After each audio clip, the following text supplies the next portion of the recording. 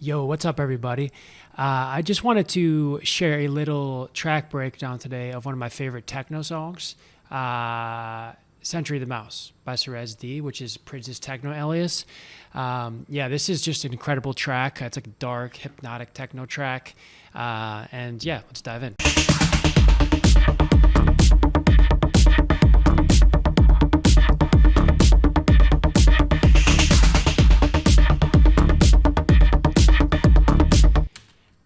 And I was just going to show you guys basically a few of the nuggets that I took away when I was analyzing the song. Again, 8 minutes and 30 seconds long.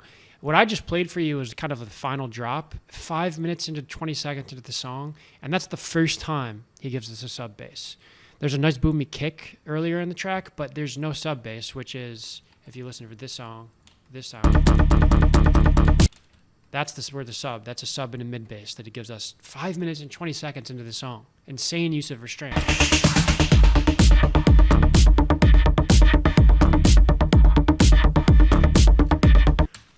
And honestly, if you had a sub earlier in the track, I don't think it would work. The whole thing kind of builds in a subtle way until that point.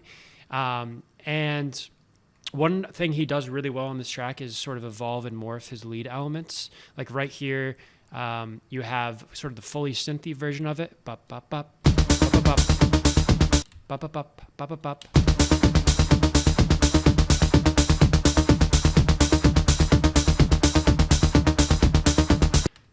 bop. And then earlier in the track, he has the same pattern. I think it's the same channel, but it's a percussive element where it's like barely audible, but it's the same.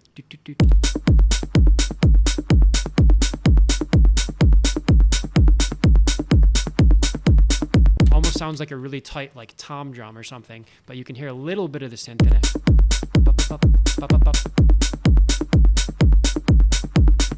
And even at the start of the track, he has that, but it's like very far in the background and barely audible.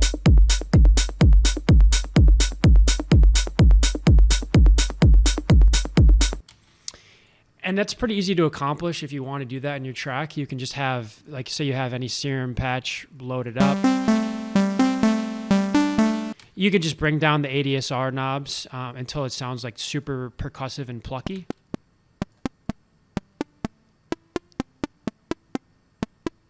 So maybe that would be our intro, sound, and then we would sort of open the ADSR over the course of the track.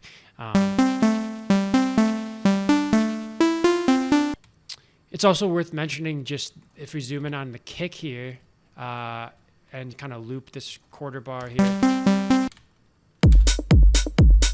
He has a nice boomy kick. If you look at the waveform here, you can see like how boomy it is and thick. And then the hat.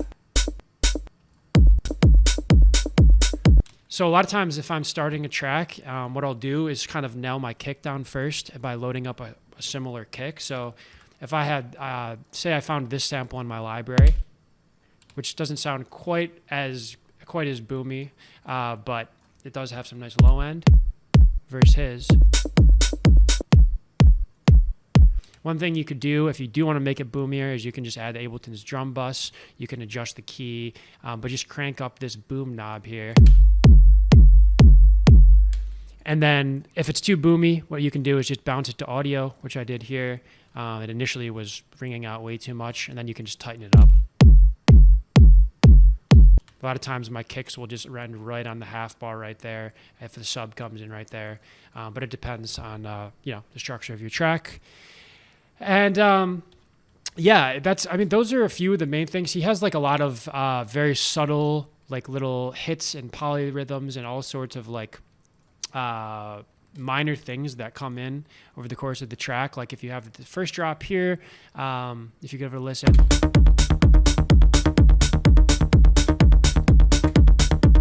The only percussive element is really the open hat, the offbeat open.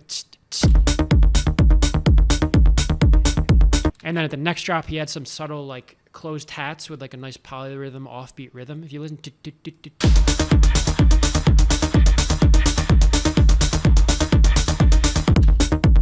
And he's added some layers on the hats as well.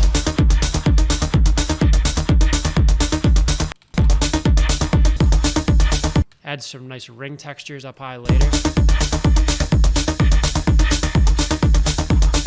And you'll hear that in a lot of techno, right? Just closed hat, add on an open hat, add on a ride.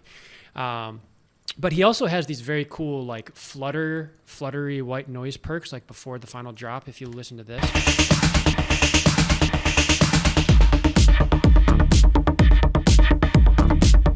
Those are nice because they kind of just come in, give you some high-end texture, but they're just kind of in and out of, they just pop in and out of the track. Don't take your attention away from like the other main characters. So, you know, I have these kind of like sort of samples in my library that you can use if you feel like maybe percussion's not like a main part of your track, but you want some more high-end texture. But yeah, there's some other small things, but really I do think the sub bass not coming in for 5 minutes and 20 seconds is really what makes this track if you give it a listen. I guess, yeah, the key learning is if you have like an 8-bar loop that you really like, maybe just think to yourself, is there anything that doesn't have to like be hitting right now in this 8-bar loop? Usually I wouldn't think that would be the sub, but in this case it was kind of what makes the track work. And I think like if you listen to a lot of Prydz tracks, that is what makes his tracks works, is he figures out what is he going to add 5, 6, 7 minutes into the song, like a track like Opus, to keep it going. So yeah, definitely a lot to learn from this man. Love all of his productions, and yeah, I hope you guys are ready to make some filthy, dark, hypnotic techno now. Peace.